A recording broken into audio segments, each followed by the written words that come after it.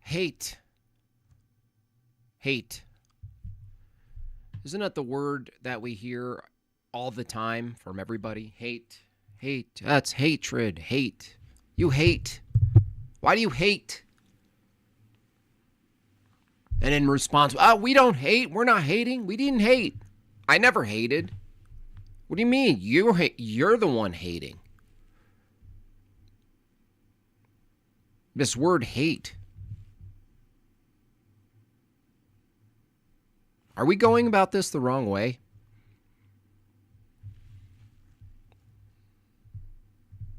Is it possible that we were sold a modern view of the word hate that tricks us into rejecting it? Is hate the opposite of love?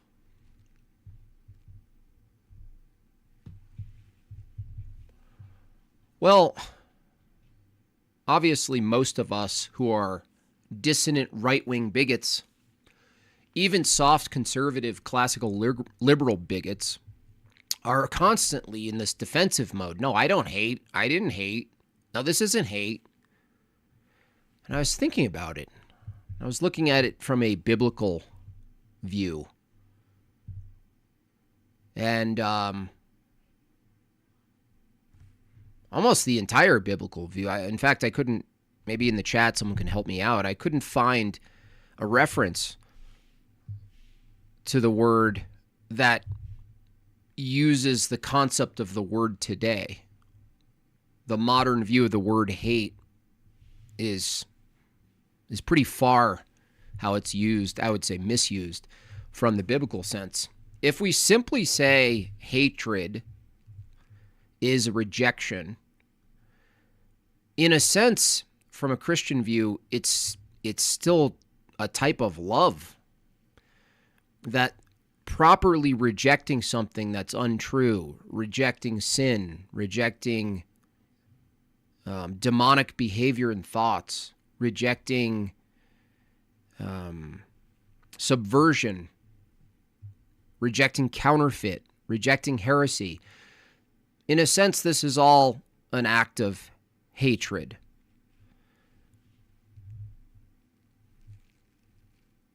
And in a sense, it's virtuous. But somehow we got tricked. I don't know who came in with their new term or their new association to the term itself and came in and said, oh, this is wicked, this is gross, this is not love, this is something we don't do.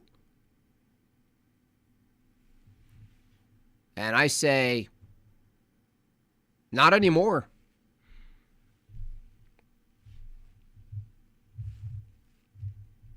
I say that to be a Christian is to effectively reject many, many, many things.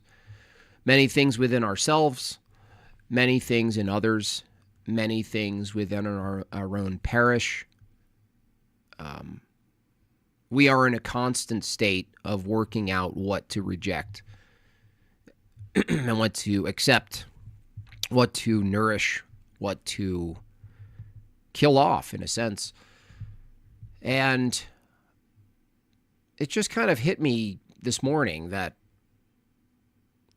this is one of the word tricks that have been sort of played on us, that we're still kind of dealing with. Why do you hate? Why do you hate them? Why do I reject them? I'm sorry, do you mean reject? Oh, I can tell you why. I can tell you why I hate. And I think we should probably stop accommodating the opposition's distortion of words, their distortion of truth, their distortion of Christianity, their distortion of everything. We're constantly granting them their distortion and trying to pretend that we're going to have some sort of fruitful dialogue or a debate or anything like that. I would say stop granting it. Of course I reject things from that perspective. God rejected. The term hate was used for what God rejected as well. So I think we've been so softened in the West, even from our conception, right from our birth. We're almost cradle cucks as far as like being soft Christians. We're cradle. There's cradle Orthodox. We have a very specific type of cradle, small c Christianity. People think love equals being nice, so it checks out. People think hate equals not being nice. Right. Yeah, it's become that. That's exactly what we're sort of born into. Is, it's, you got to be nice, right? We're going to be nice. And if you're not, you hate. Well, no. There are many things that I reject that in the act of rejecting it is the act of love. We do this as parents all the time. So would you stop going out there in the world, please, and tiptoeing around this term? Would you just bite the bullet, please?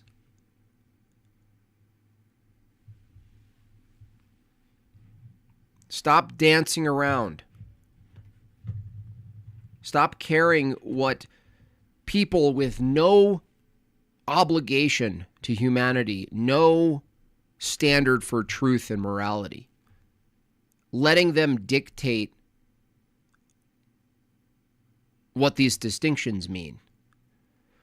We're pretty much at the point where, like I said, the pendulum is swinging the other way, and suddenly Christians, right-leaning people in general, have leverage now. We have social leverage.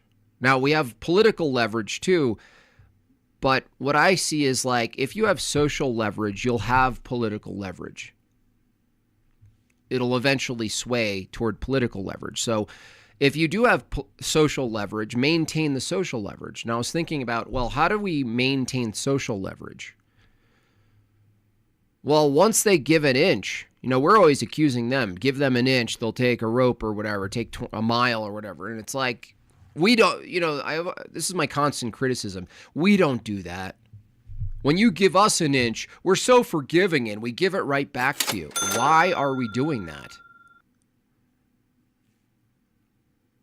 Hey Jimbob, I like the new profile picture.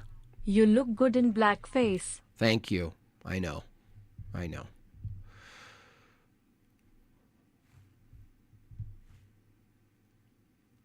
So the same with hate. Why give them any of the language? We should just stop granting them anything. And that was a big mistake with the right wing in the last 20 years, is it just got softer and softer, and it was like, we're the ones who are tolerant. Why is that a good thing? We're the ones who let, our troons are America First troons. Is that a good thing? We've got small government gays. Why is that a good thing? We don't hate. We accept all. We're more consistent with Martin Luther King Jr.'s view. Why is that a good thing?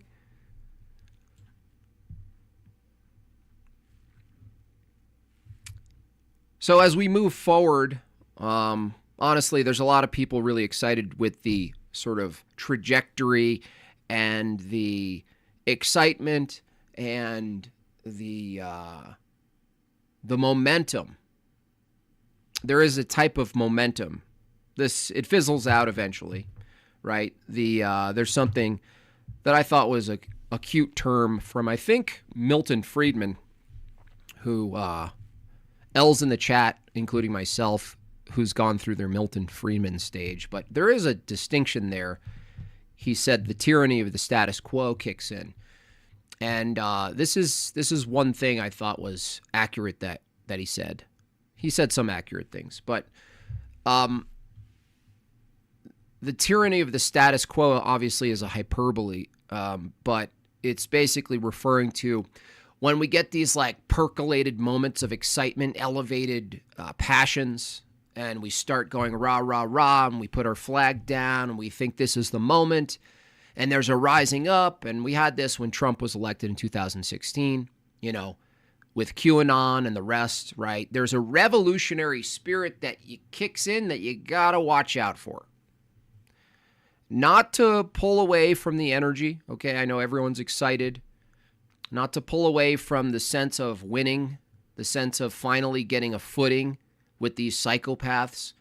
I don't want to take that away, but I do want to say that there is a fine line between celebrating victories and sort of moving into the revolutionary spirit, which is a worldly spirit, which is a very a bagely spirit, if you will. And that's something I'm kind of looking at, where people get pretty much really excited and sort of swept away with a new notion of idealism.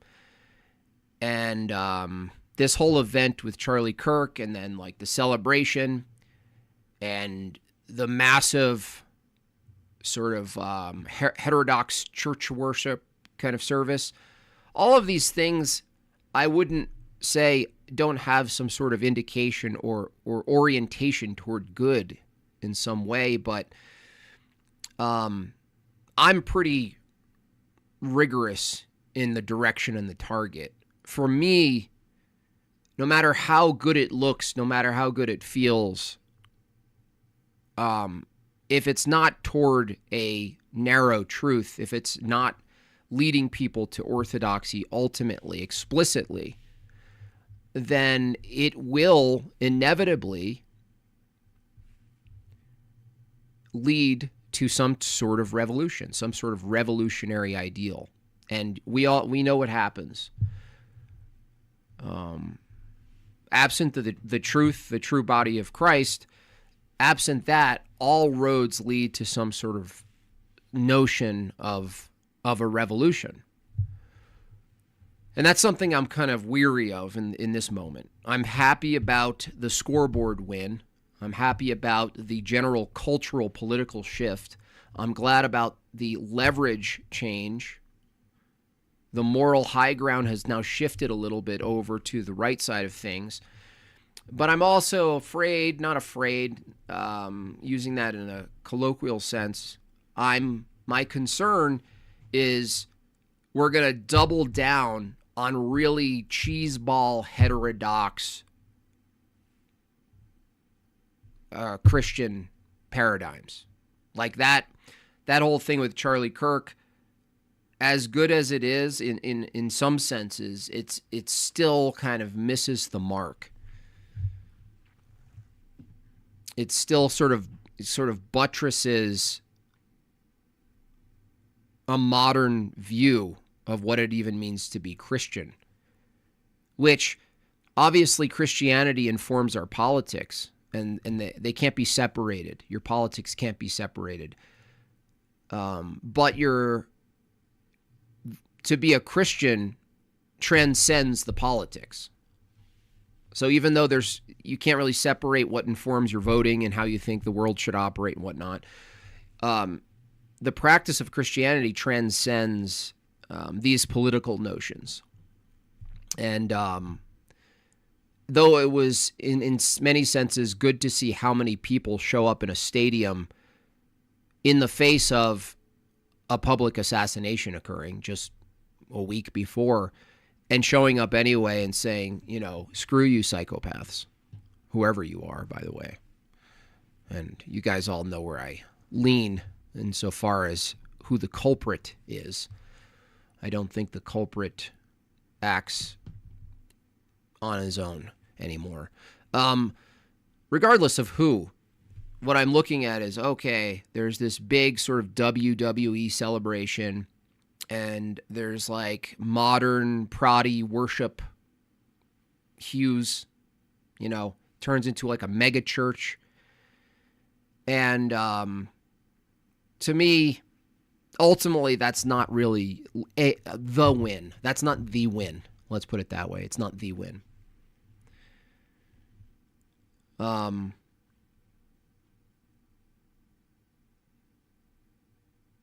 And when it comes down to moving forward, I think, which is why I named this stream Hate, is that in the sense I mean hate, that it means reject, to reject, you have to still be rigorous even with your own, quote, team. And that's hard because when you're winning, it's easier to look away from certain differences and go, well, let's lead a little more to ecumenism. Let's kind of umbrella everybody together. Let's do that. And sometimes you do that, and I don't know where the line where you accept it and when you don't accept it, honestly. I don't know that line, but I do know that if you get soft on what you reject, then the thing you're arguing for gets blurred and diluted. And as much as everything up to this point since Charlie Kirk's death has been mostly a win in the direction of right-leaning views, even generally speaking, Christian views generally speaking, there's always a moment where it starts to bottleneck, and it's a type of filtering system that's like a necessary filtering system.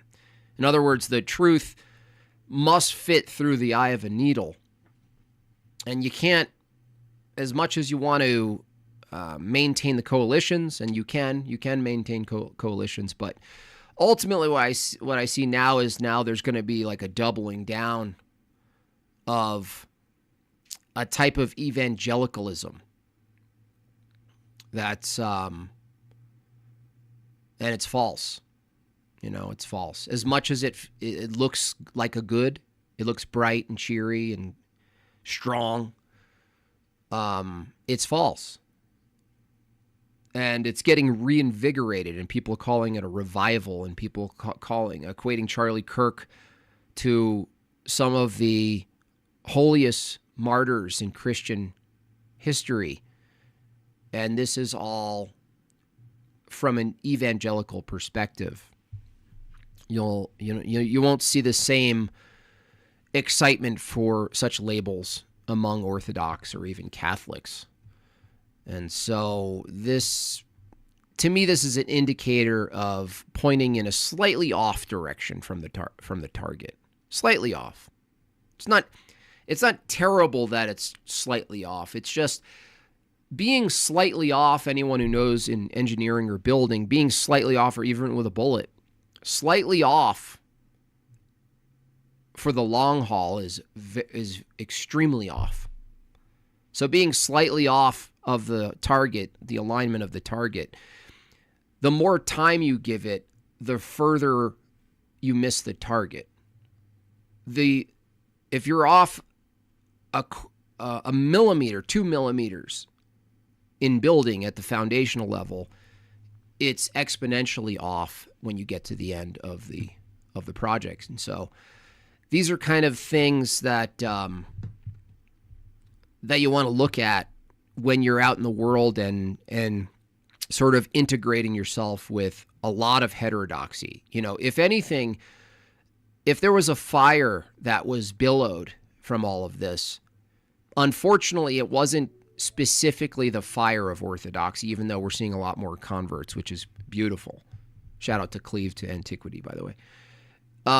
But you're seeing more of the billowing. It happens in the heterodox arena, insofar as Christianity is concerned. So that's just something to watch out for. You might celebrate yourself into soft Christianity. Not that you'd convert or anything. I'm just saying, like, in the basket, you'll celebrate yourself, and then you'll be like, where am I? How did I end up at a bass solo worship service? What is going on here? What's happening here? Anyway, let's look at some super chats.